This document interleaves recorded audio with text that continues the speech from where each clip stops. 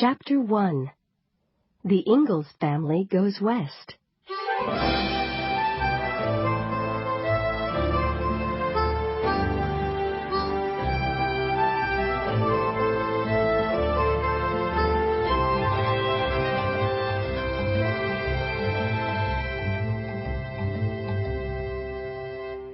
A long time ago, Pa and Ma and Mary and Laura and baby Carrie left their little house in Wisconsin. They drove away and left it lonely and empty among the big trees, and they never saw that little house again. They were going to Indian country. Pa said there were too many people in Wisconsin now. Wild animals did not stay in a country where there were so many people, so Pa didn't want to stay. He liked a country where the animals lived without fear. He liked to see them looking at him in the forest and eating fruit from the trees. In the long winter evenings, Pa talked to Ma about the western country. "Let's go see the West," he said. "The land is flat and the grass grows thick and high. Animals run freely and there are no settlers. Only Indians live there." "Oh, Charles, must we go now?" Ma said. "The weather's so cold and our warm house is so comfortable." "If we are going this year, we must go now," said Pa. "We can't cross the Mississippi River after the ice breaks." So Pa sold the little house in Wisconsin. With Ma's help, he made a canvas cover for their wagon. They put everything into the wagon, except their beds and tables and chairs. Pa could make new ones out west. The next morning, when it was still dark, Ma gently shook Mary and Laura until they got up. By the light of the fire, she helped them dress warmly. They put on warm dresses and heavy coats. Grandmother, grandfather, aunts, and uncles were all there to say goodbye to them. Pa put his gun inside the wagon, where he could reach it quickly. He put his fiddle between two blankets in order to keep it safe. Their dog Jack went under the wagon, and they drove away.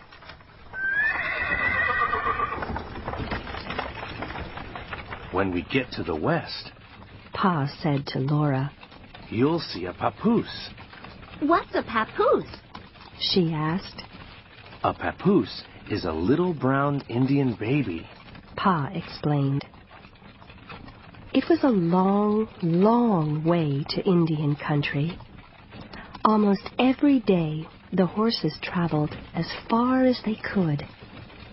Almost every night, Pa and Ma stopped in a new place. They rode across the wide Mississippi River before the ice broke, and crossed many other rivers and creeks. One day, Pa sold the tired brown horses and got two small young black horses with soft, gentle eyes and long tails. "They're Western horses," Pa said. "Very strong, but very gentle." When Laura asked what their names were, Pa said that she and Mary could choose names for the horses. So they called one Pet and the other Patty.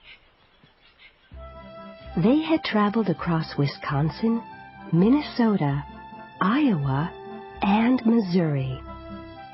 All that long way, their little dog Jack had walked along under the wagon. Pa sat up front, holding the reins.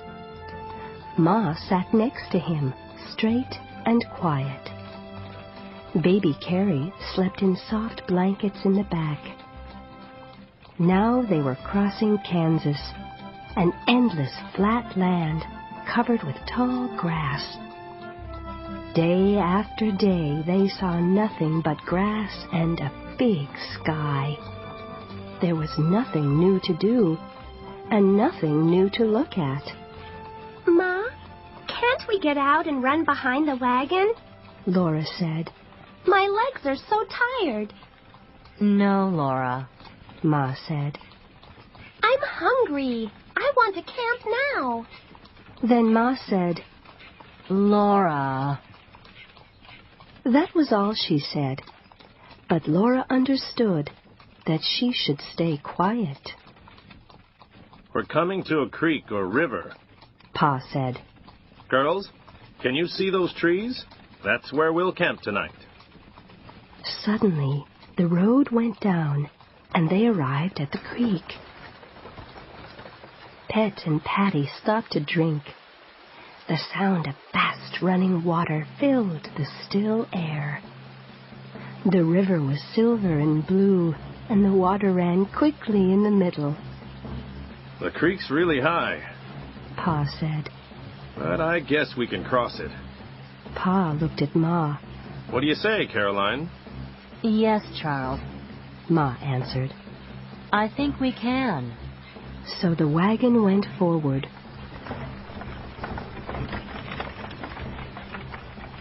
Soon the wheels were in deep water. The horses may have to swim out there in the middle, Pa said. but we'll get across all right, Caroline. Laura thought of Jack and said, I wish Jack could ride in the wagon, Pa. Pa did not answer. He was busy with the horses, pulling their reins. Ma said, Jack can swim, Laura. He'll be fine. Then suddenly the wagon lifted and rocked. And Laura knew they were in the creek. Mary hid under the blankets. She was afraid of the water. But Laura was excited. Ma said loudly, Lie down, girls. Don't move. Mary and Laura dropped flat on the bed. When Ma spoke like that, they obeyed her.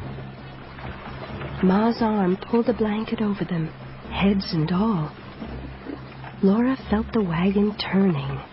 The water made so much noise. Then Pa's voice frightened Laura. Take the horses, Caroline. He said.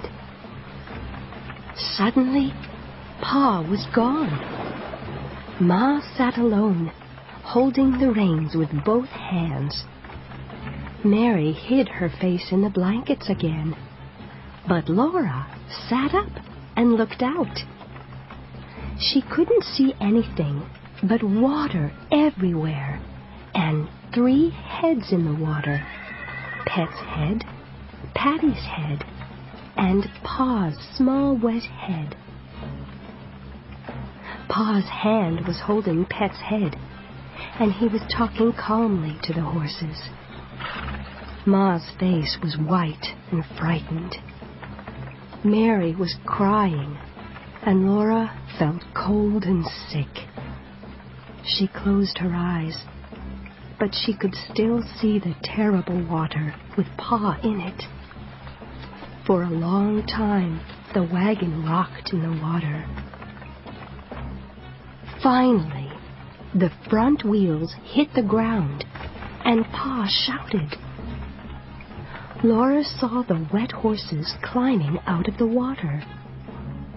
Pa was running beside them, shouting, Get up! Get up! Good girls! And then the horses and the wagon stood still, safely out of that creek. Pa was wet and tired. Oh, Charles. Ma cried. Calm down, Caroline. Said Pa. We're all safe. All's well that ends well. But Laura was still frightened. She knew they were lucky to be alive. Suddenly, she shouted, Oh, where's Jack? They had forgotten Jack and could not see him anywhere. Pa walked up and down the creek, looking everywhere for him.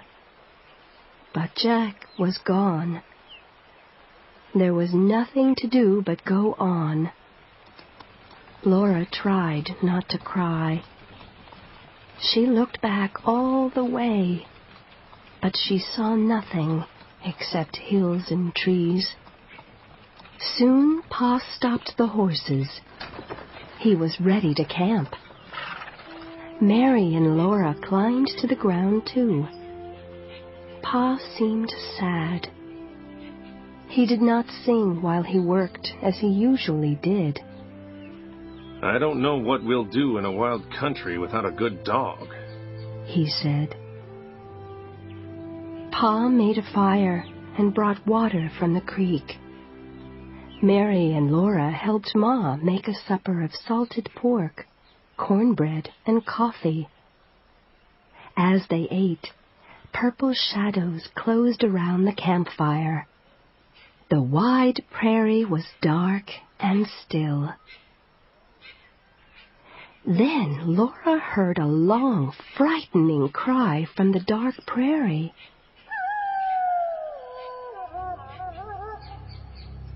Wolves, Pa said. I wish Jack was still with us.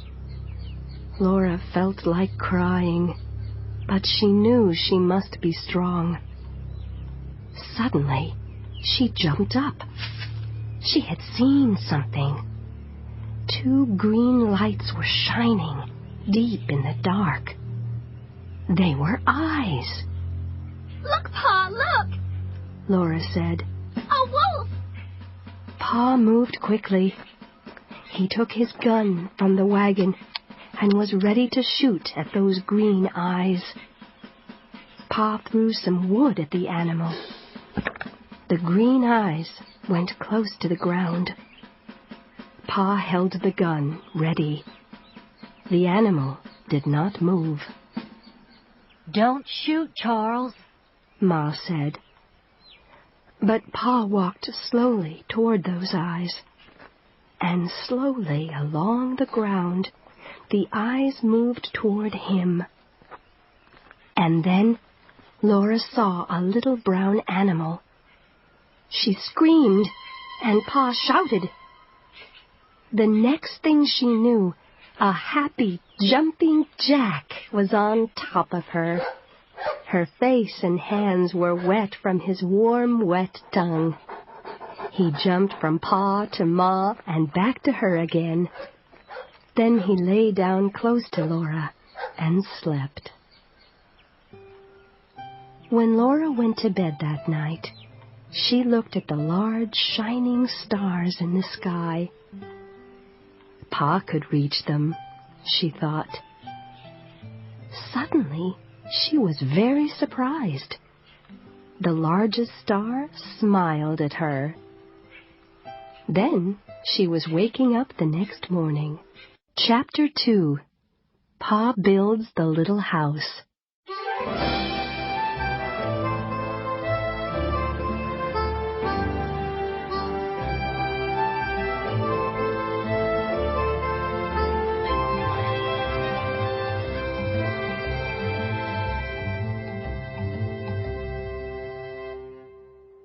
It was still dark, and Pa was packing everything into the wagon.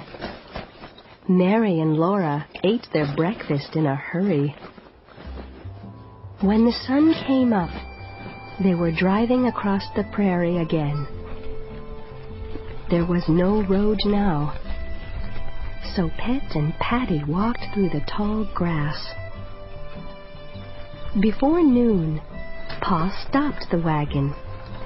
Here we are, Caroline, he said.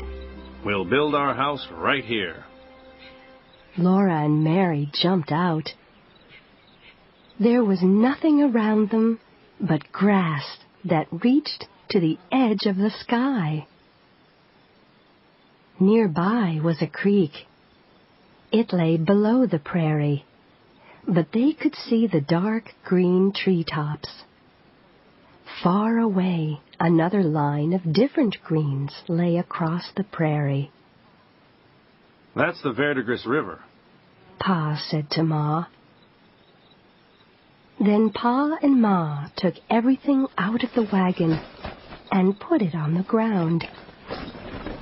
They took the canvas off the wagon and covered all their things. Then Pa took his axe and drove away. Where's Pa going? Laura asked. To get logs from the creek for our house, Ma said. It was strange and frightening to be without the wagon on the high prairie. The land and the sky seemed too large, and Laura felt small. She wanted to hide in the tall grass, like a prairie chicken. But she didn't. First, she helped Ma make the beds under the canvas cover.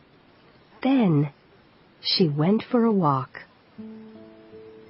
She found a mysterious little path in the grass, and she followed it slowly. But suddenly, she felt afraid and hurried back to Ma. When Pa returned with the logs, Laura told him about the path. I saw it earlier, He said. It's an old trail, I guess. When will I see a papoose? She asked. I don't know, Laura. Pa replied. You only see Indians when they want you to see them. Day after day, Pa drove to the creek. When he had enough logs, he measured the shape of the house on the ground by walking from side to side and front to back. He dug shallow trenches along 2 sides and rolled 2 big logs into them. Then he put 2 strong logs across the first 2 to make a square. With his axe, he made a deep, wide cut near the end of each log. The 4 logs fit together at these cuts. These 4 strong logs could hold up the new house. All by himself, Pa built the house 3 logs high. Then Ma helped him. Log by log, they built the walls higher while Laura played in the tall grass. One day she heard Pa shout, Caroline, be careful! Get out of the way! A big log was falling towards Ma. Pa couldn't stop it. It crashed down, and Ma fell to the ground. Laura and Pa ran to Ma. The log was on her foot. Pa lifted it, and Ma pulled out her foot. Pa felt her leg.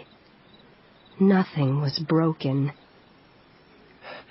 Can you move your arms? He asked. Can you turn your head? Ma moved her arms and turned her head. I'm all right. She whispered. Ah, thank God.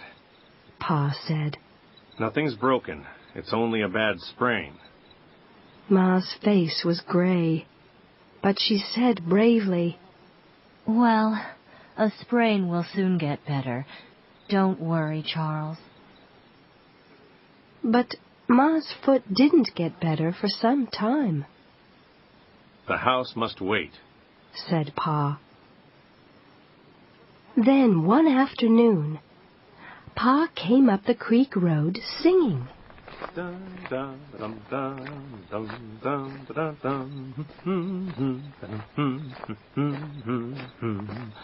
Good news! He shouted. We have a neighbor only 3 kilometers away on the other side of the creek. I met him while I was hunting. He's going to help me finish our house, and then I'll go over and help him with his house. Early the next morning, Mr. Edwards arrived. He was tall and wore old clothes, but he was very polite to Ma. And he was a fast worker. In one day, he and Pa finished the walls. They laughed and sang while they worked, and their axes made the wood fly. They cut holes for a door and 2 windows, and soon the house was finished, except for the roof and floor. Laura ran inside the new house. It smelled sweetly of cut wood and prairie grass. The sun shone through the window holes and fell across Laura's hands and her arms and her feet. The walls were thick, and the house felt large and strong. Ma had cooked a good supper, and she and Pa invited Mr. Edwards to stay. There was rabbit and hot cornbread with pork, and even coffee with real sugar. Then Pa took out his fiddle. Mr. Edwards lay on the ground near the fire to listen as Pa played Laura and Mary's favorite song, "I am a gypsy king." Pa's voice was deeper than an old frog's. Laura could not stop laughing. Then Mr. Edwards jumped up and began to dance wildly in the moonlight. Pa played song after song while Mr. Edwards danced. Laura's and Mary's hands were clapping, and their feet were moving with the music, too. And baby Carrie, who had woken up, was sitting in Ma's arms, clapping her little hands and laughing. When it was time for Mr. Edwards to go, he took his gun and said good night. Pa played one last song as Mr. Edwards walked away into the darkness, singing happily. When the song ended, the prairie was silent. Only the wind whispered in the tall grass. The walls are up, Pa said to Ma the next morning. Let's move in. I heard wolves everywhere around us last night. We should have strong, thick walls around us. I'll make the floor and roof later, because I must build a stable for Pet and Patty as fast as I can. They should be safe inside walls, too. Why haven't we seen any Indians? Ma asked. I don't know. Pa replied. I've seen the places where they camp. They're away hunting for food now, I guess. After breakfast, Pa got on top of the walls to put the canvas wagon cover over the house. The canvas blew wildly in the wind, and so did Pa's hair. Once, he almost flew away into the air like a big bird. But he finally tied the canvas down. By dinner time, the house was ready. The beds were made on the floor.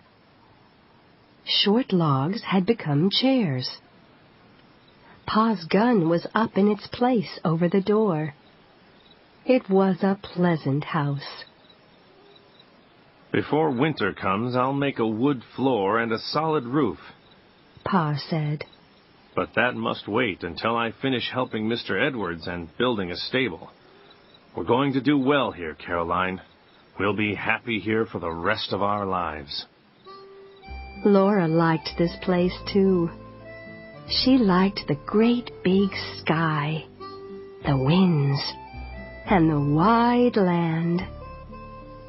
Everything was so clean and big and wonderful. Inside the thick walls of their new home, they felt warm and safe. Pa put up a quilt over the door hole. As she fell asleep that night, Laura heard a wolf's cry from somewhere far away on the prairie. She did not feel so frightened.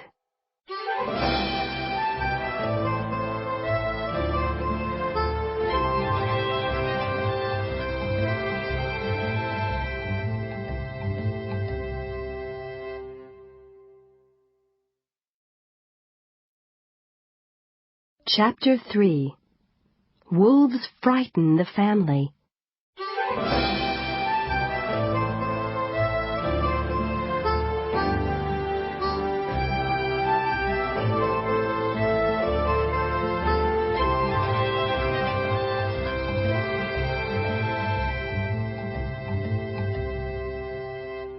Pa and Mr. Edwards built the stable for Pet and Patty in one day.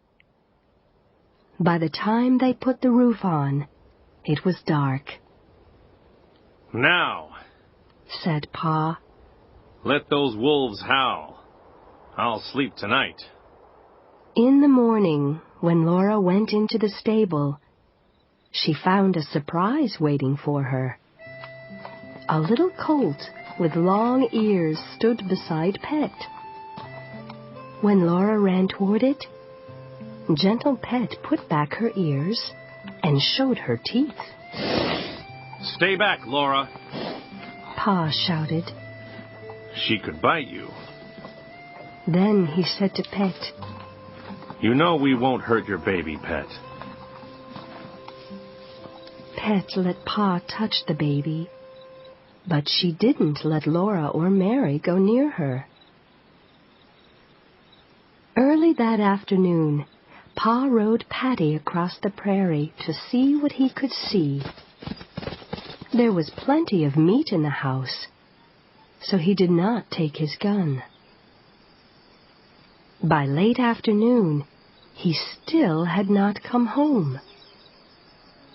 Ma and Laura began to get supper ready outside by the fire.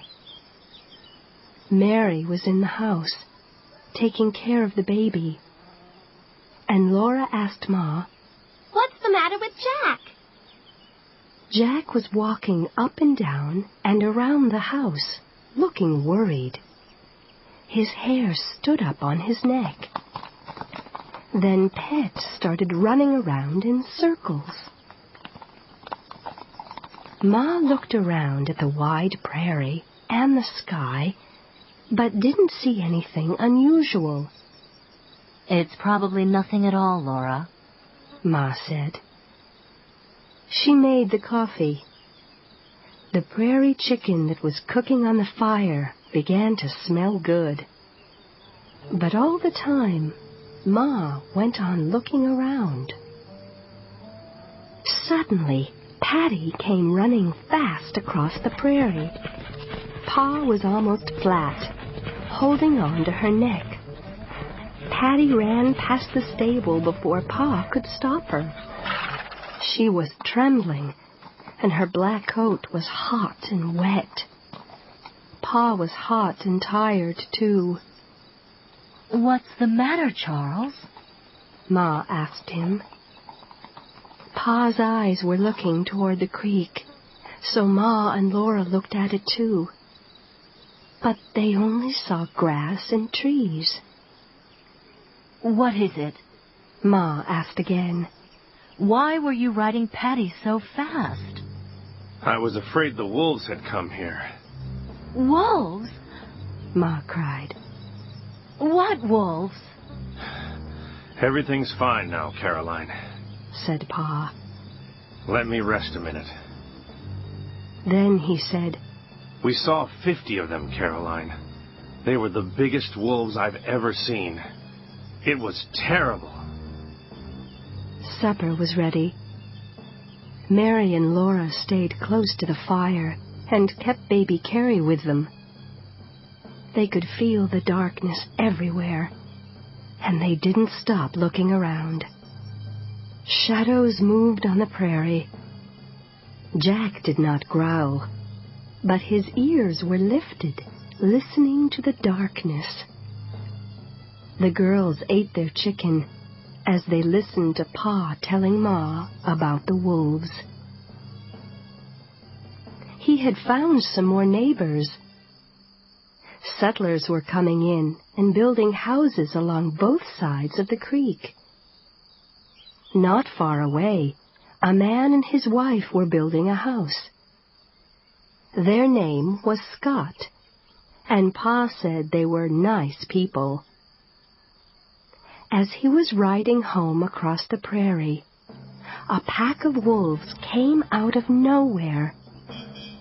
They were all around Pa in a moment. It was a big pack. Pa said. There were 50 wolves, and the biggest wolves I ever saw in my life. Their leader was a meter tall. I tell you, my hair stood straight up. And you didn't have your gun, said Ma. I know, but to be honest, I didn't miss it. You can't fight 50 wolves with one gun. What did you do? Ma asked. Nothing, said Pa. Patty tried to run, but I pulled the reins hard and made her walk. Wolves will chase and hurt a running horse. How awful, Charles, Ma said quietly. Yes, it was, said Pa. Those wolves just walked along with us, like a pack of dogs going along with a horse. They were all around us, jumping and playing with each other, just like dogs. We were lucky they weren't hungry. Laura's mouth and eyes were wide open. Her heart was beating fast. Patty was trembling all over, Pa said. She was so scared. I was too, but I made her walk. When we got near the creek, the leader turned down toward the creek, and the rest of the pack followed him.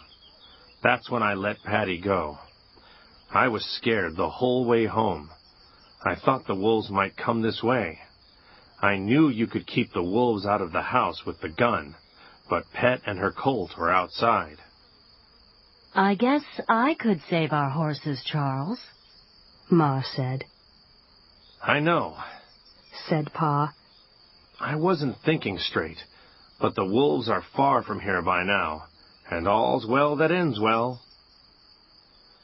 Jack was walking around the campfire.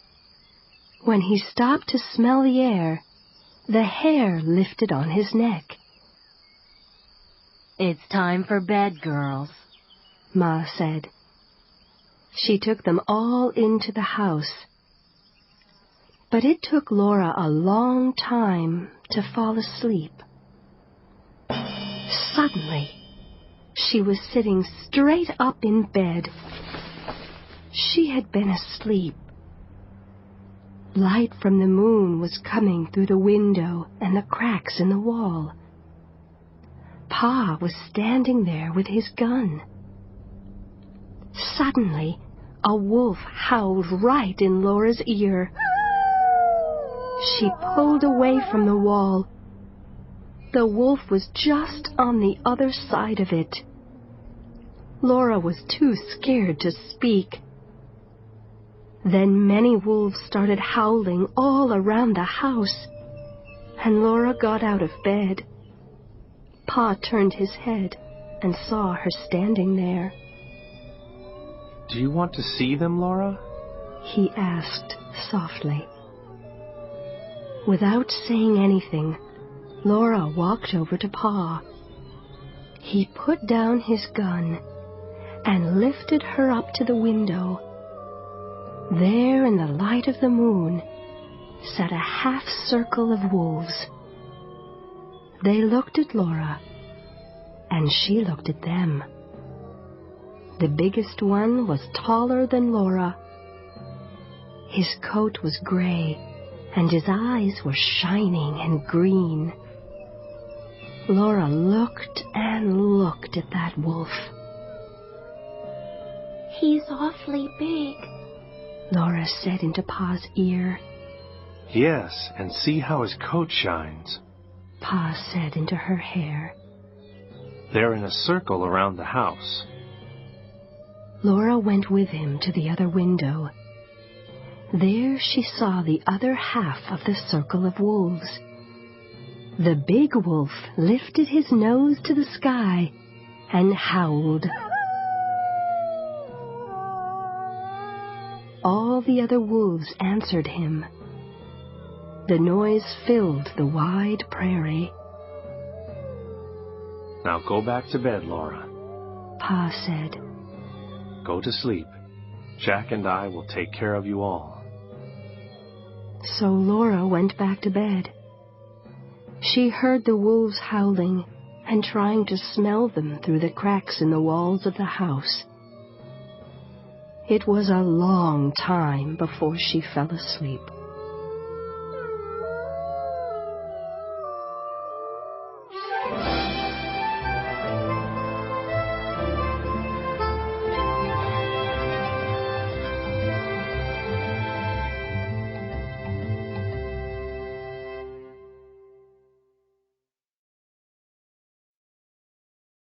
Chapter 4. Pa finishes the house.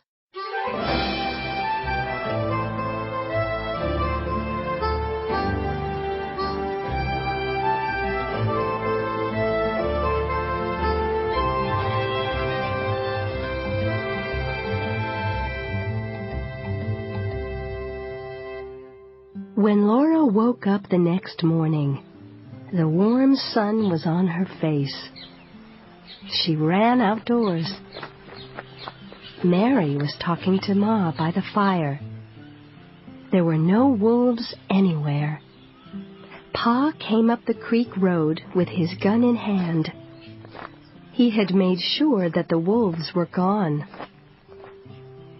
They all sat by the fire and ate their breakfast. I'll make a door today, Pa said. I want more than a quilt between us and the wolves next time. After breakfast, Pa took the horses and his axe and went to get wood for the door. Mary watched, but Laura helped Pa to make the door. She gave him his saw, which he used to cut the logs at the ends. With his axe, he made nice straight boards from the logs. He laid the long boards on the ground and fastened some shorter boards across them. That made the door. Then Pa made a door frame and put hinges on the door to make it open and close. While he put the door in place, Laura stood against it to hold it up, and Pa fastened the hinges to the frame. When the door was finished, it was beautiful and strong. Now, we're all safe, said Pa. And I had a fine little helper. He put his hand gently on Laura's head. The sun was going down, the wind was cooler, and supper was cooking on the fire. It was salt pork, which made the best supper smells that Laura had ever smelled. That night, Pa said to Ma, Now, Caroline, I'm going to build you a fireplace. Then you can do your cooking inside the house. I've never seen such a sunny place as this, but I suppose that one of these days the rains will come. Yes, Charles, Ma said. Good weather always comes to an end sooner or later. And so Pa was soon cutting away the grass just outside the wall of the house where he was going to build the fireplace. Then he climbed into the wagon. He looked down at Laura. She was looking up at him. Do you want to go along, Laura? You and Mary? Ma said that they could. The girls climbed up and sat on the high seat beside Pa. Pet and Patty started with a little jump and pulled the wagon down the new road that Pa's wagon wheels had begun to make.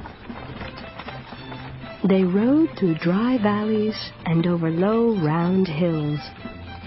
Forests covered some of these hills, but some of them were open and grassy. Deer were lying under the trees or standing and eating grass in the sun. They lifted their heads and watched the wagon with their large, soft eyes. Birds sang and rabbits jumped out of the way of the wagon. When they arrived at the creek, Pa said, "You girls can play, but don't go too far into the water." So Laura and Mary played by the creek, while Pa dug the big rocks that he needed for the fireplace. When the wagon was full, they rode home to the high prairie, where the wind was blowing and the grass was singing. Laura decided she liked the high prairie best. It was so wide and sweet and clean. That afternoon, the family watched Pa build the fireplace. First, he had cleared grass in a square outside the house wall. Now he put a row of rocks around the square. Next, he mixed earth and water to a beautiful thick mud. He put some mud over the rocks. In the mud, he put another row of rocks. With rocks and mud, and more rocks and more mud, Pa built the fireplace and chimney as high as the house wall. Then he used wood and mud to finish the top of the chimney. Finally, he went into the house, and with his axe and saw, he cut a hole in the wall, and there was the fireplace. The whole family stood and admired it. Ma carefully built a little fire in the new fireplace and cooked a prairie chicken for supper. And that evening, they ate in their house. The chicken tasted so good in Laura's mouth. Her hands and face were washed, and her hair was brushed. She sat up straight on her log chair and used her knife and fork nicely, as Ma had taught her. She did not say anything, because children must not speak at the table until they are spoken to. But she looked at Pa and Ma and Mary and baby Carrie, and she felt happy. It was nice to be in a house again. All day long, every day, Laura and Mary were busy. When the dishes were washed and the beds were made, there was always plenty to do and to see. In the tall grass, they looked for birds and watched baby prairie chickens running to their mothers. They watched snakes lying still in the sun or moving fast through the prairie. All the time, of course, either Laura or Mary was taking care of baby Carrie. Sometimes Laura forgot to be quiet when baby Carrie was sleeping. She ran around and shouted until Ma came to the door and said, "Laura, dear, must you shout like an Indian? In fact, you girls are getting as brown as Indians in the sun. Why can't you learn to keep your hats on?" Pa, when are we going to see a papoose? Laura asked. Pa was up on the house wall, beginning to put on the roof. "Why do you want to see an Indian baby?" Ma said, surprised. "Put on your hat and forget your crazy ideas." But Laura did not forget the papoose. This was Indian country, and she wanted to see Indians. She knew that she would see them sometime, but she was tired of waiting. Pa had taken the canvas off the top of the house. For days he had been carrying logs from the creeks and cutting them into long, thin boards. The boards were lying all around the house. Now Pa reached down and pulled up a board. He put it across the rafters. Then he began to nail the board to the rafters. Pa pulled up and nailed down more boards, all the way to the top of the rafters. The roof was done. Rain would never get in. Then Pa made a floor with beautiful hard wood. "You've done a wonderful job, Charles," Ma said. They were all happy that night. The sky was full of stars. Pa sat for a long time by the open door and played his fiddle and sang to his family in the house and to the stars outside. Later, Pa dug a well with Mr. Scott's help, and they didn't need to fetch muddy water from the creek anymore. And after that, he went to town to get glass to put in the windows, and then the house was truly finished.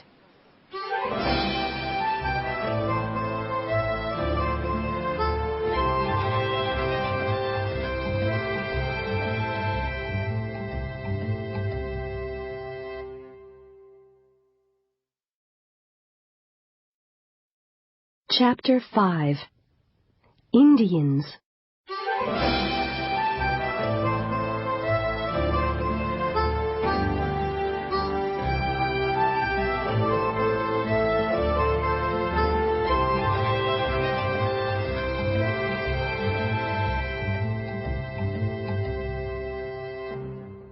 Early one morning, Pa took his gun and went hunting. Jack wanted to go too, but Pa tied him to the stable. "No, Jack," Pa said. "you must stay here and take care of the family. Then he said to Mary and Laura, Don't untie him, girls." Poor Jack lay down. Mary and Laura stayed by the stable all morning and tried to play with him, but he was miserable. Jack's head was on Laura's leg, and she was talking to him when he suddenly stood up and growled. The hair on his neck stood straight up, and his eyes stared red and angry. Laura was afraid. Jack had never growled at her before. Then she looked over her shoulder where Jack was looking, and she saw two wild men, one behind the other, coming closer on the Indian trail. Mary, look! She shouted. Mary looked and saw them too. They were tall, thin, fierce-looking men. Their skin was reddish-brown. Their eyes were black and shining. There were feathers on their heads. Indians! Mary whispered. Laura suddenly felt cold. Her legs trembled. Jack growled angrily. The Indians came closer and closer. Then Mary and Laura watched them walk right into the house. Jack was growling, jumping, and trying to break free. Jack's here. Laura whispered to Mary. We'll be safe if we stay close to him. But they're in the house. Mary whispered. They're in the house with Ma and Carrie. Then Laura began to shake all over. She knew she must do something. What were the Indians doing to Ma and baby Carrie? There was no sound from the house. Oh, what are they doing to Ma? Laura screamed in a whisper. Oh, I don't know. Mary whispered. I'm going to untie Jack. Laura whispered loudly. He'll kill them. Pa told us not to do that. Mary answered. He didn't know Indians would come. Laura said. He said not to untie Jack. Mary was almost crying. Laura thought of little baby Carrie and Ma. there in the house with those Indians. I'm going in to help Ma, she said. She ran 2 steps and then turned and flew back to Jack. She hid her face against his neck. We mustn't leave Ma in there alone, Mary whispered. She stood still and trembled. Laura made herself leave Jack. She shut her eyes and ran towards the house as fast as she could. She fell down, and her eyes opened. She got up again and started running. Mary was right behind her. They came to the door. It was open, and they entered the house without a sound. The naked wild men stood by the fireplace. Ma was cooking something over the fire, while baby Carrie hid her face in Ma's dress.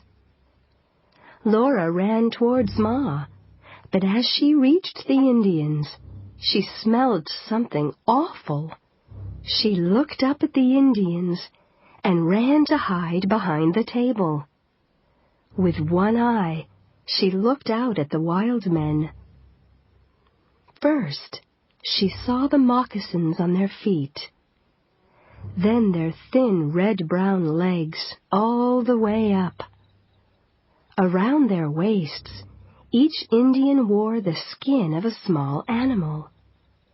The skin was black and white, and now Laura knew what had made that smell. The skins were made from fresh skunks. There was a knife and a small axe in each skin. Their faces were very calm and very fierce. These wild men had no hair around their ears, where hair usually grows. There was hair only at the very top of their heads, and they had put feathers in it. When Laura looked out from behind the table, both Indians were looking straight at her. Her heart jumped. The Indians did not move. Only their eyes shone. Laura did not move either. Then the Indians made short sounds like, "Huh." Laura hid again behind the table. She heard them sitting down on the floor. She heard Ma giving them cornbread, and she heard them eating it. When Laura looked again, she saw they had eaten every bit of the cornbread. Then the Indians got up. They looked at Ma, made deep noises in their throats, and walked out the door. Their feet made no sound at all. Ma sat down on the bed. She looked sick. She put her arms around Laura and Mary. Do you feel sick, Ma? Mary asked her. No, said Ma. I'm just thankful they're gone. Soon Pa arrived home with a big rabbit and 2 prairie chickens. He put his gun up in its place over the door.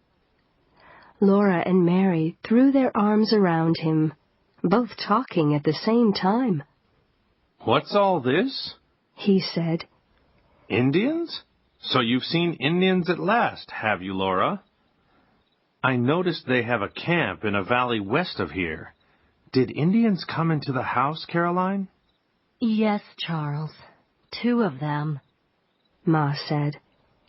I'm sorry, but they took all your tobacco and ate a lot of cornbread. I just gave them what they wanted. Oh, Charles, I was afraid.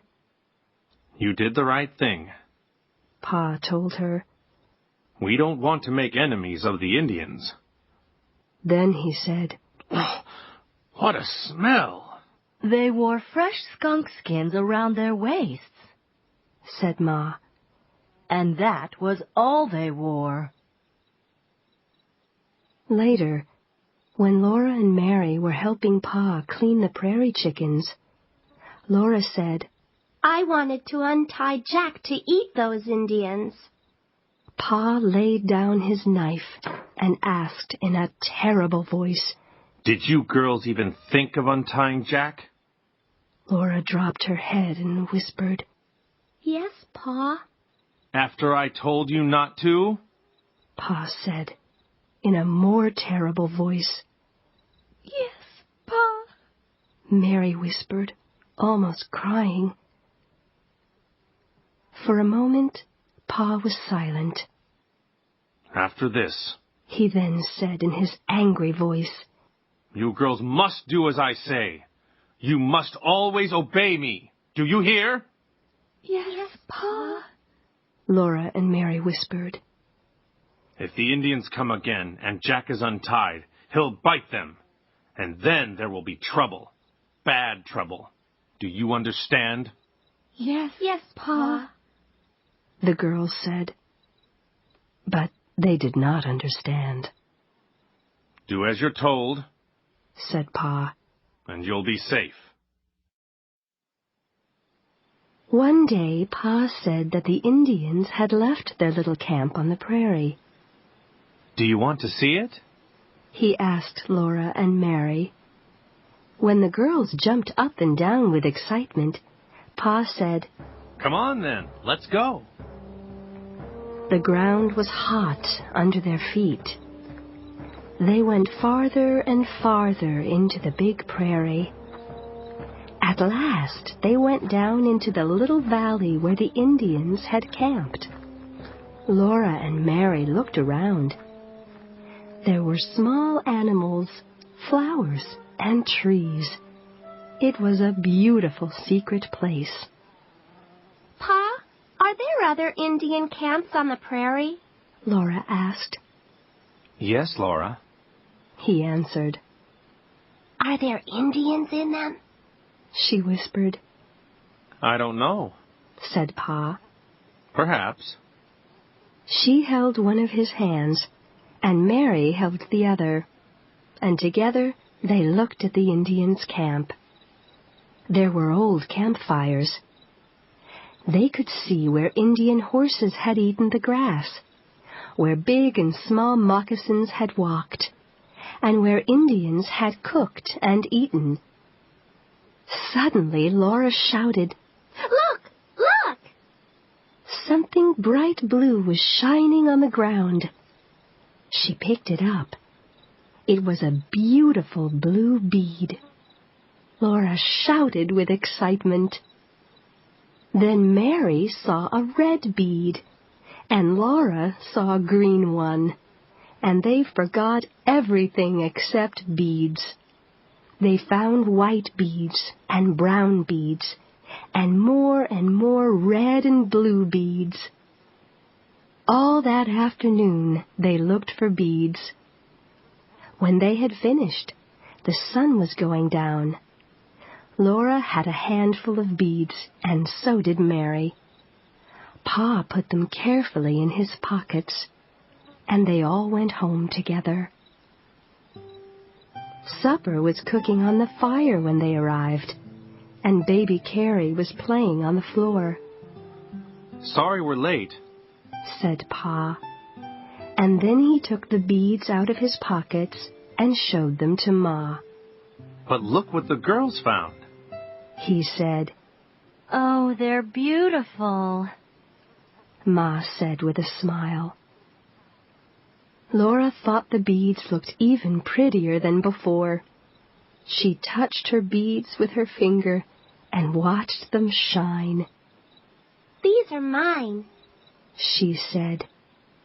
Then Mary said, Carrie can have mine. Ma waited for Laura to speak. But Laura didn't want to say anything. She felt all hot inside and wished that Mary wasn't always such a good girl. But she couldn't let Mary be better than she was. So she said slowly, Carrie can have mine, too. You're good little girls, Ma said. She put Mary's beads into Mary's hands, and Laura's into Laura's hands, and she said, "You can make a pretty necklace for Carrie to wear around her neck."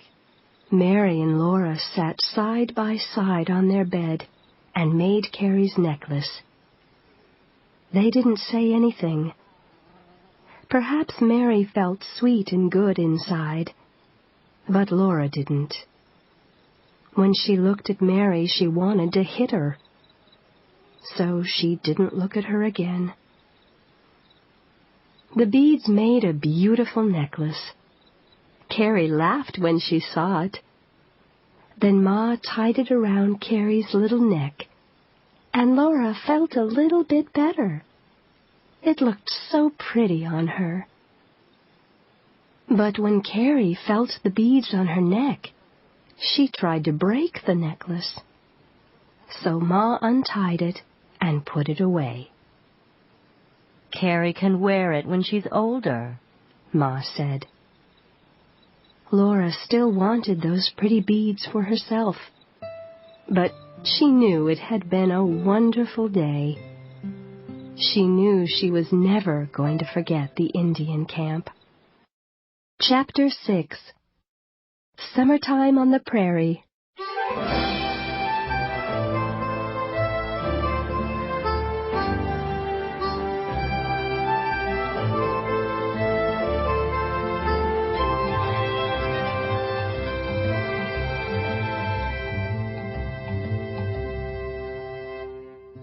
Summer had come to the prairie, and the air was still and warm.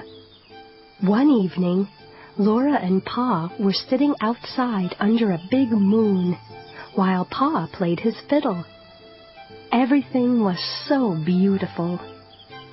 Laura wanted it to stay that way forever. Suddenly, she heard a strange, low sound far away. "What's that?" she asked. Pa listened. "Cattle," he said. "It must be the cattle herds going north." They listened together, and Laura thought she could hear a song. "Is that singing, Pa?" she asked. "Yes," Pa said. "the cowboys are singing to their cattle. It's time for them to sleep, and you too."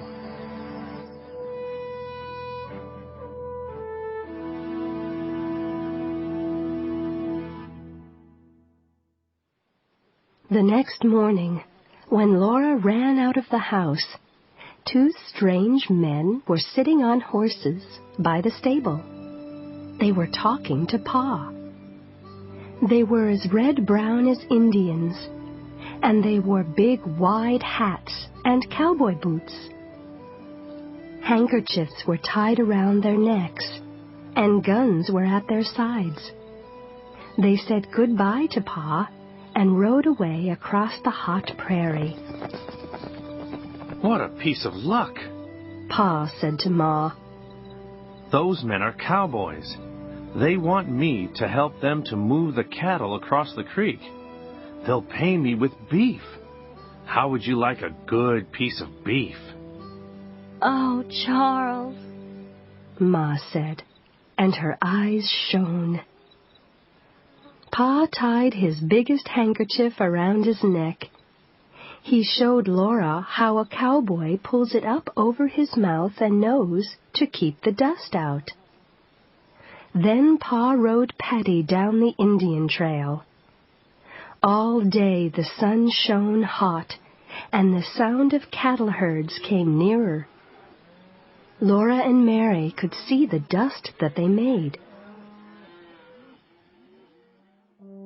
Pa came riding home as the sun was going down, covered with dust.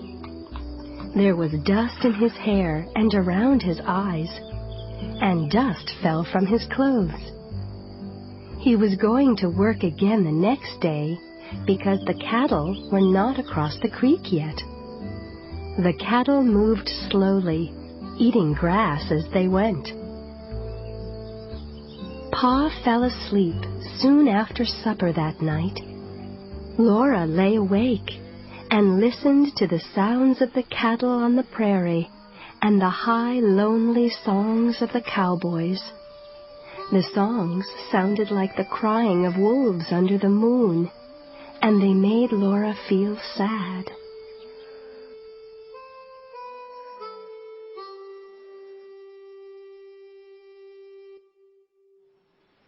All the next day, Laura and Mary watched the prairie. Suddenly, out of the dusty grass, not far from the stable, cattle came running. They ran fast, their feet beating the ground. A cowboy on a black and white horse rode faster to get in front of them. He waved his big hat and shouted at the cattle as he moved them along. They all went over a low hill and disappeared. Laura ran around outside, waving her hat and shouting wildly. Laura, Ma said. stop that. A young lady shouldn't shout like that. I wish I could be a cowboy, Ma. Laura said. Late that afternoon, Laura saw Pa riding home with 2 cowboys, a cow, and a little black and white calf. Pa tied the cow to the stable and said goodbye to the cowboys. Ma's eyes opened wide when she saw their new animals. They gave me the cow because she was too thin to sell, Pa said when he came in the house. and the calf is too small to travel. They gave me the beef, too. Then Pa went out to the stable to get some milk from the cow for baby Carrie.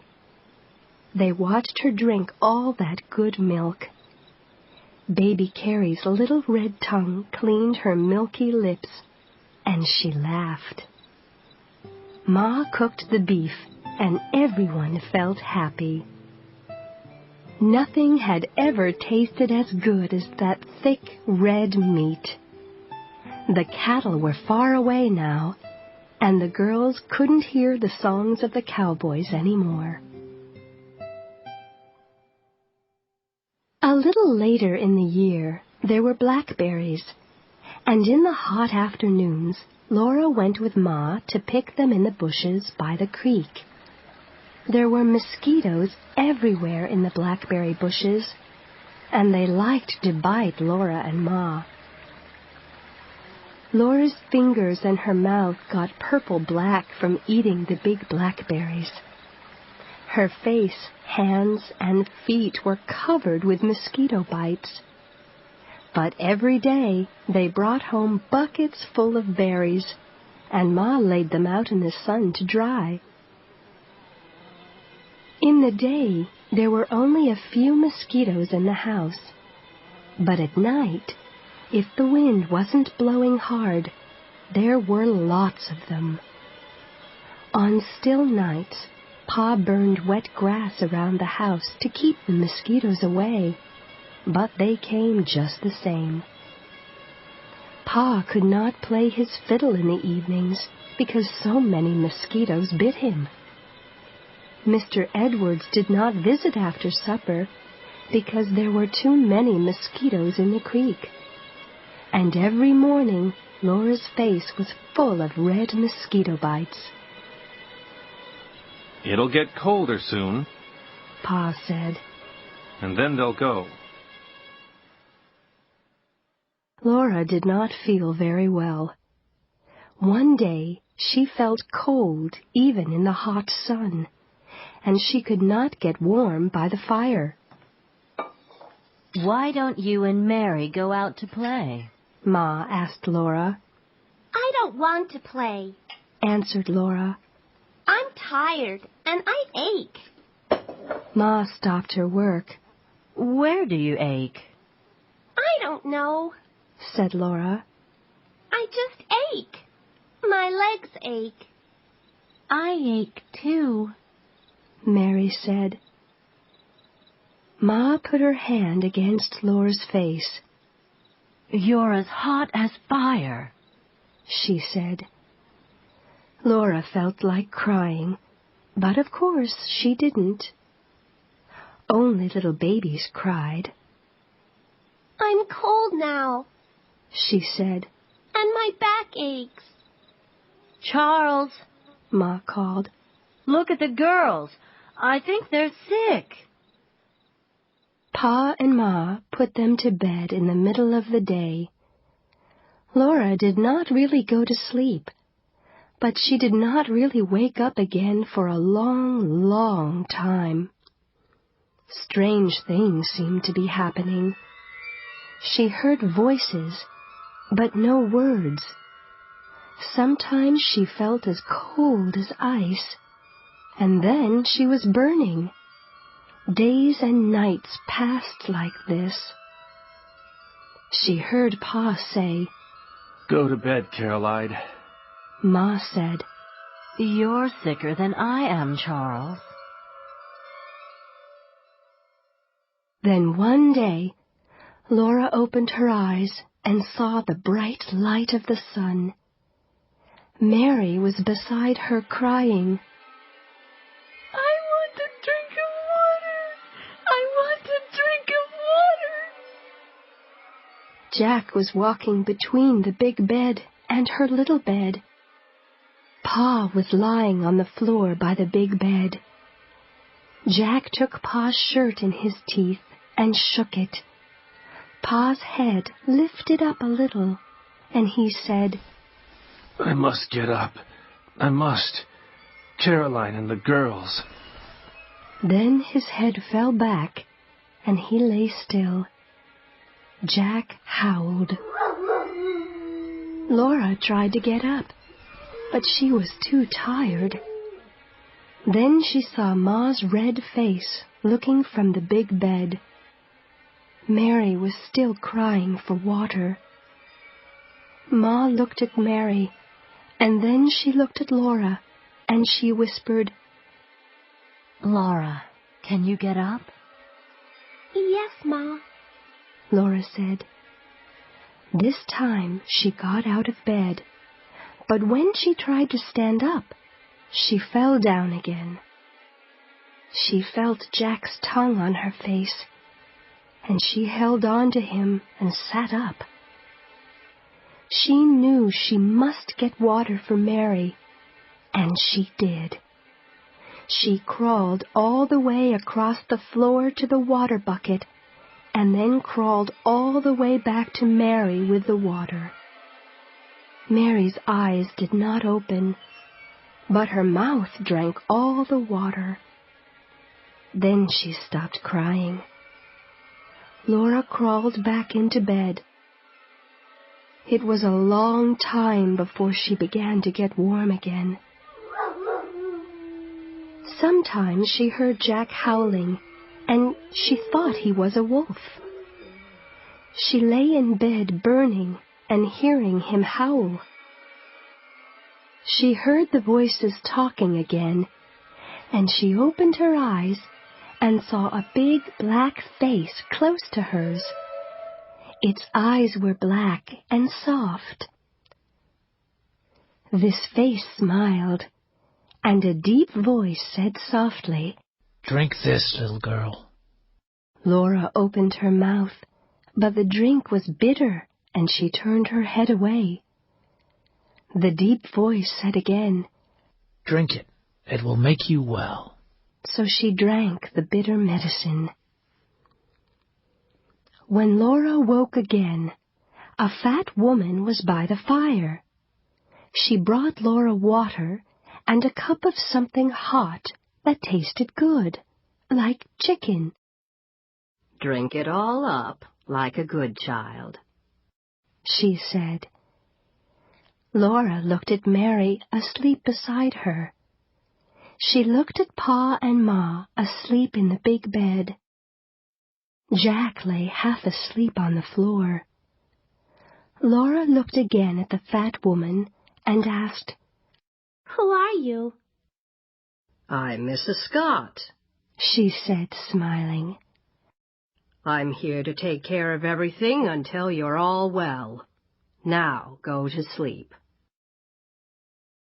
The next morning, Laura felt so much better that she wanted to get up. But Mrs. Scott said she must stay in bed until the doctor came. Laura was surprised when she saw him. He was the black man. Laura had never seen a black man before, and she could not take her eyes off Dr. Tan. He talked with Pa and Ma and laughed his big laugh before he hurried away. Mrs. Scott said that all the settlers along the creek were sick. She had been going from house to house, working day and night. "You're lucky to be alive," she said. "It's because Dr. Tan found you when he did." Dr. Tan was a doctor with the Indians. He was on his way to the town of Independence when he passed Pa's house.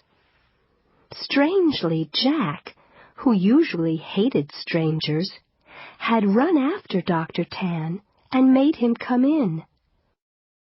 "And here you all were, more dead than alive," Mrs. Scott said. "All of you sick at the same time. Dr. Tan stayed with you a day and a night before I came. Now he's taking care of all the sick settlers." The next day, Pa and Laura were out of bed. The next day, Ma got up, and then Mary. They were all thin and shaky, but they could take care of themselves. So Mrs. Scott went home. "How can we ever thank you?" Ma said. "It's nothing," Mrs. Scott said. "Neighbors are there to help each other." Pa was thinner and walked slowly, and Ma often sat down. Mary and Laura didn't feel like playing, but every day they got a little bit stronger. Pa couldn't work outside, so he sat in the house and made a beautiful chair for Ma. He played his fiddle, and Mary and Laura were happy. No one knew in those days that the illness was malaria, and that it came from the mosquitoes.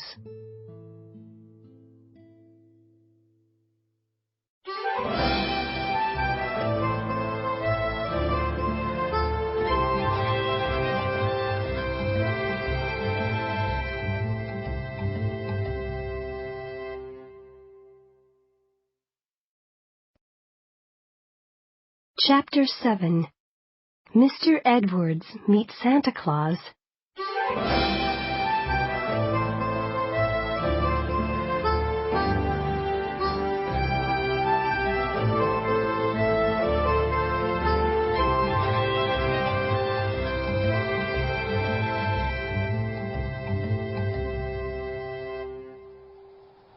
The prairie had changed. Now the days were short and cold, and the wind howled. Day after day, the cold rain fell. Mary and Laura played close to the fire and listened to the wet sound of rain. The nights were cold, but it never snowed. Every morning they saw only sad, wet grass. They wished they could see snow. Laura was worried because Christmas was near, and Santa Claus could not travel without snow. Mary thought that with or without snow, perhaps Santa Claus couldn't find them, so far away in Indian territory. "What day is it?" the girls asked Ma. "How many more days until Christmas?" And they counted the days until there was only one more day to go. Rain was still falling that morning. "Perhaps there won't be a Christmas this year," Laura said. Still she went on hoping. But when Ma opened the door to let in some air and Laura heard the noise of the creek, She knew there was not going to be a Christmas that year. The creek was full and roaring with water. Santa Claus could not possibly cross it. Pa came in, bringing a big fat turkey. "How's that for a Christmas dinner?" he asked. Pa, is the water in the creek going down? Mary asked. "No, Mary. The water is moving fast. It'll be too dangerous for Mr. Edwards to try to cross it now," Pa replied. Mr. Edwards was invited to eat Christmas dinner with them, but now it looked impossible. "No," Pa said. "I don't think Edwards will be here tomorrow." Then Santa Claus can't come either, said Mary. It's too bad, Ma said. but I know he hasn't forgotten you girls. He'll come next year, I'm sure. Still, Laura and Mary were not happy. It did not seem at all like Christmas. Even Pa did not want to play his fiddle. After a long while, Ma suddenly stood up. I'm going to put up your stockings, girls, she said. Perhaps something will happen. Laura's heart jumped. But then she remembered the roaring creek and felt sad. She and Mary watched Ma put their stockings over the fireplace. Now go to sleep, Ma said, kissing them as they lay in their beds. Morning will come quicker if you're asleep. Then Laura heard Jack growl and someone crying, "Ingalls! Ingalls!" When Pa opened the door, Laura saw that it was morning. "Edwards! Come in, man. What's happened? Come sit by the fire." Pa said. Mr. Edwards was shaking with cold. "I swam across the creek," he said. "I carried my clothes on my head, but I'll be all right as soon as I get warm." "It was too dangerous, Edwards," Pa said. "We're happy you're here, but it was too dangerous for a Christmas dinner." "Your little ones needed a Christmas," Mr. Edwards replied. "I had their presents from Independence, so no creek could stop me." Laura sat straight up in bed. Did you see Santa Claus in Independence? She shouted. "I sure did," Mr. Edwards said. Where? When? What did he look like? Did he really give you something for us? Mary and Laura cried. Wait a minute. Mr. Edwards laughed. I'll put Santa's presents in your stockings, girls, said Ma. Like Santa usually does. You mustn't look. They tried not to look at Ma as Mr. Edwards answered all their questions. When he saw the creek was so full, he said he knew Santa Claus could not get across it. But you did, said Laura. "Yes, but I'm young. Santa Claus is too old and fat. I knew that Santa could only get as far south as Independence. So I walked to Independence and met Santa coming up the street, and the first thing he said to me was, 'Hello, Edwards.'" How did he know you? asked Laura. "Santa Claus knows everybody," said Mr. Edwards. "And he said he knew two good little girls named Mary and Laura who lived by the Verdigris River. He asked me to bring your presents for him this year because with the water so high, he couldn't cross the creek himself. So here I am, sent by Santa Claus." Laura and Mary were silent a minute, thinking about that. Then Ma said, "You may look now, girls." Something was shining bright in the top of Laura's stocking. She jumped out of bed. So did Mary, but Laura beat her to the fireplace. And the shining thing was a bright new tin cup. Mary had one just like it. These new tin cups were their very own. Now they each had a cup to drink from. Laura jumped up and down and shouted and laughed, but Mary stood still and looked with bright eyes at her own tin cup. Then they reached into the stockings again, and they pulled out 2 long sticks of red and white candy. They looked and looked at that beautiful candy. Laura put her tongue on her candy just to taste it, but Mary only looked at hers. Those stockings were not empty yet. They each pulled out a little cake shaped like a heart. They had white sugar, like snow, on top, and were too pretty to eat. Laura and Mary just sat there, but then Ma said, "Are you sure the stockings are empty?" The girls put their arms down inside them again, and in the toe of each stocking was a shiny, bright new penny. They could not speak. There had never been such a Christmas. "Aren't you going to thank Mr. Edwards?" Ma said gently.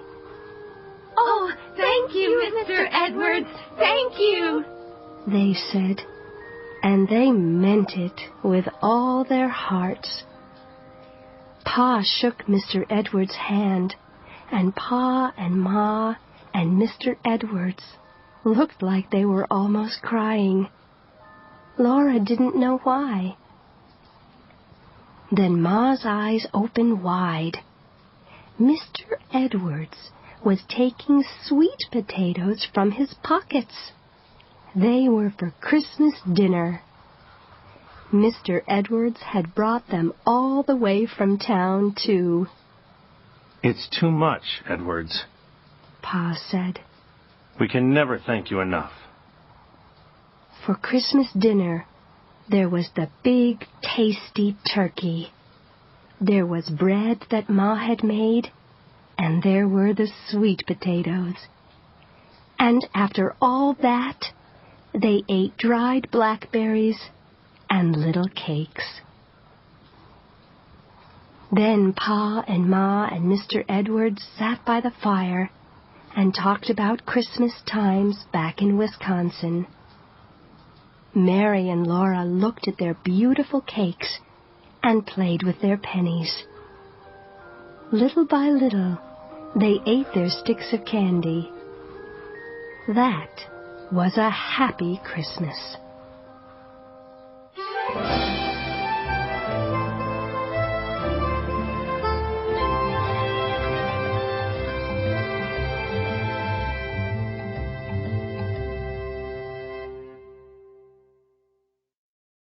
Chapter 8. More and More Indians.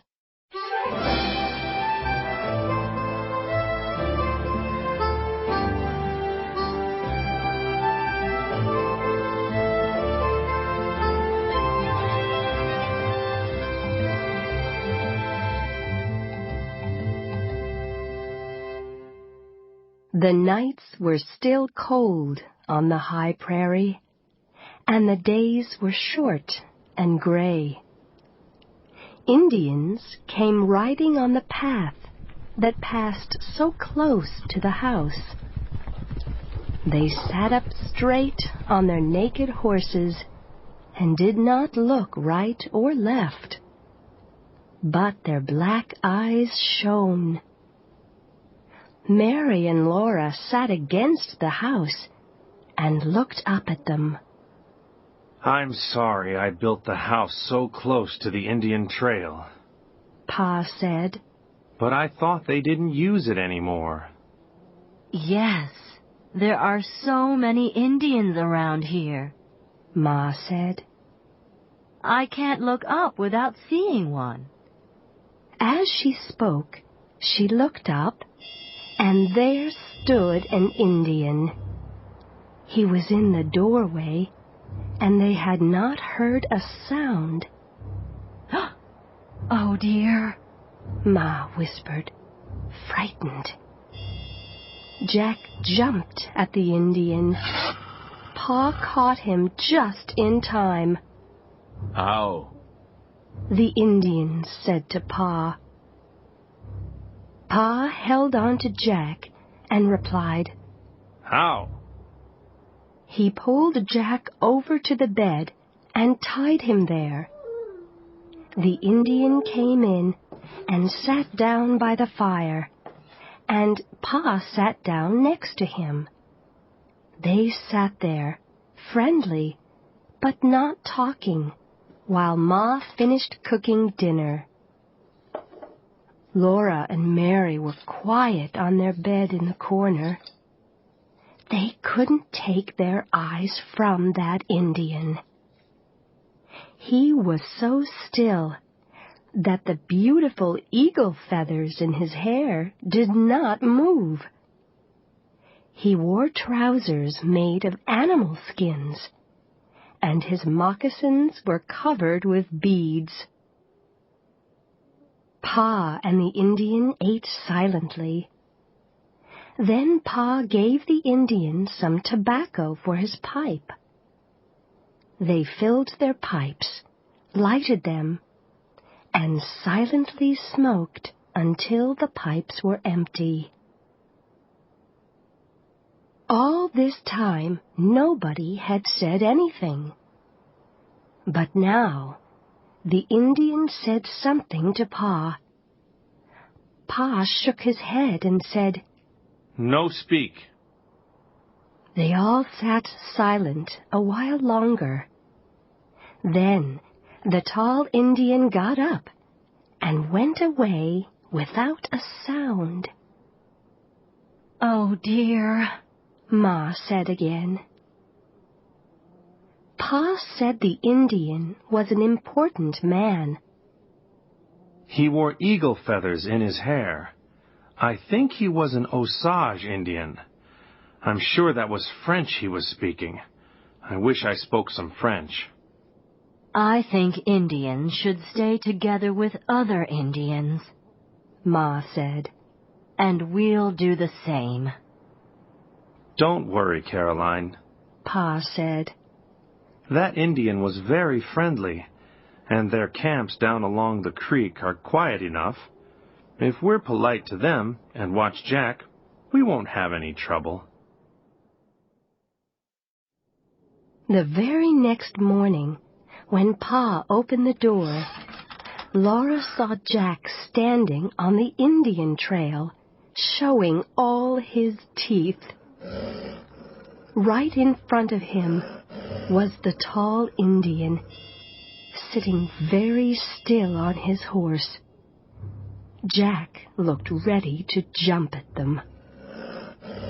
When the Indian saw Pa, he lifted his gun and pointed it straight at Jack. Pa ran to the trail and pulled Jack out of the way, and the Indian rode on. We were lucky that time, Pa said. Well, it's his path. It was an Indian trail long before we came. After that, Jack was always tied up. He got crosser and crosser, but there was nothing Pa could do about it. If Jack hurts an Indian, he said, there will be bad trouble. Wild animals were wearing their thick winter fur, and Pa went hunting every day. He caught small animals and shot large ones for their fur. he carefully put the skins outside the house to dry in the sun. In the evenings, he pulled the dry skins between his hands to make them soft. And every day, the bundle of furs on the floor grew bigger. Laura loved to feel the soft fur in her fingers. Pa was saving all these furs to trade next spring in Independence.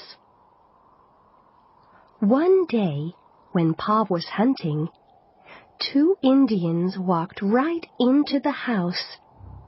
They were dirty and cross. One of them looked at all the things in Ma's cupboard and took all the cornbread. The other took Pa's tobacco. Then one of them picked up the bundle of furs. Ma held baby Carrie in her arms, and Mary and Laura stood close to her. They looked at that Indian, taking all Pa's furs, but they couldn't do anything to stop him. The Indian carried the furs as far as the door. Then the other Indian said something to him in an angry voice, and he dropped the bundle. They finally went away. Ma sat down and pulled Mary and Laura close to her, and Laura felt Ma's heart beating. "Well," said Ma, smiling, "I'm thankful they didn't take the plow and seeds." Laura was surprised. She asked, What plow?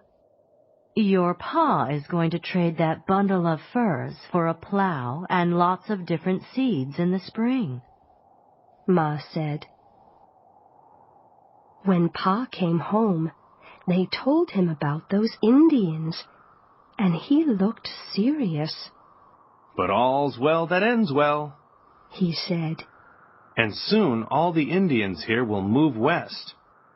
Why do they go west? Laura asked. When white settlers arrive in a place, the Indians have to move away from there. But why? The government makes them, Laura. Pa said. That's why we're here. Lots of white people are going to come and live here. We came first to choose the best land. Now do you understand? Yes, Pa. Laura said. But, Pa, I thought this was Indian territory. Won't the Indians be angry if they have to? No more questions, Laura. Pa said. It's time for bed.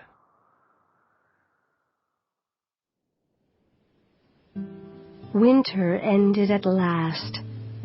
The wind was softer, and the terrible cold was gone.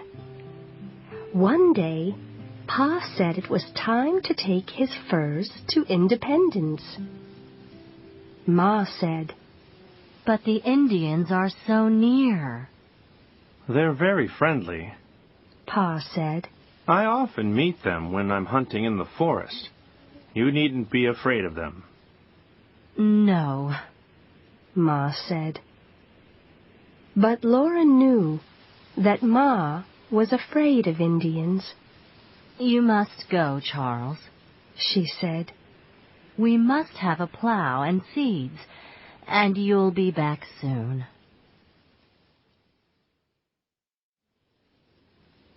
The next morning, before the sun came up, Pa got the horses ready, put the furs into the wagon, and drove away.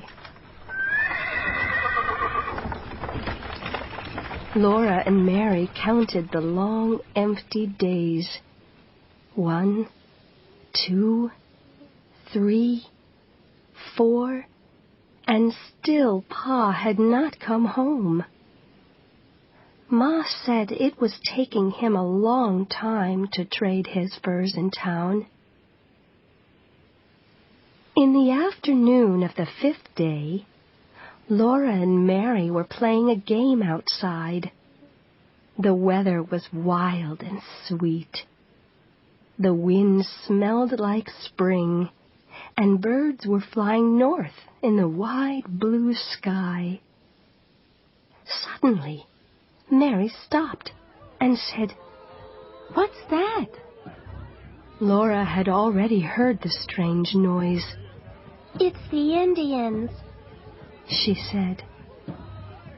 Mary stood still. She was frightened.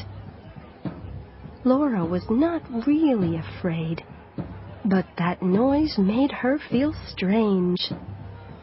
It was the sound of many Indian voices, something like an axe cutting wood, or like a dog barking.